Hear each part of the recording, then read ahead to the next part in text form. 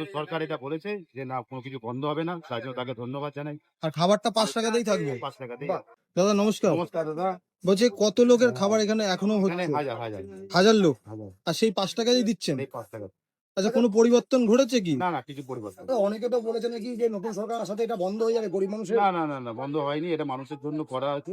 আর এটা কদিন মানুষের- চলবে? এটা আজীবন চলবে এখন? এখন চলবে চলবে আচ্ছা আচ্ছা। চলবে। এটা কি কোনো তার নাম দেওয়া জন্য- হয়েছে নতুন? না সেরকম কিছু কথা হয়নি, সেরকম এখনো কিছু কথা বলেনি। হয়নি। নামটা বড় কথা না, মানুষ পরিষেবা পাক পরিষেবাটা পাচ্ছে, এটাই বড় জিনিস। এটাই বড় কথা। এটাই বাহ! সবাই বলেছে যে এটা থাকুক।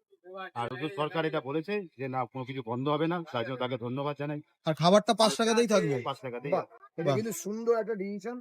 আর এটা এটুকুনি যদি দেখায়, গরিবকে গরিব মানুষ তাদের সহযোগিতার জন্য সরকারের যে এই স্কিমটা রেখে দিয়েছে, এটা খুব ভালো লাগলো দেখো। এখানে একটুখানি দেখাই, ডেচকিতে ডেচকি সেই ভাত, সবজি আছে, ডিম আছে, ঠিক আছে? আর মানুষ কিন্তু লাইন দিচ্ছে।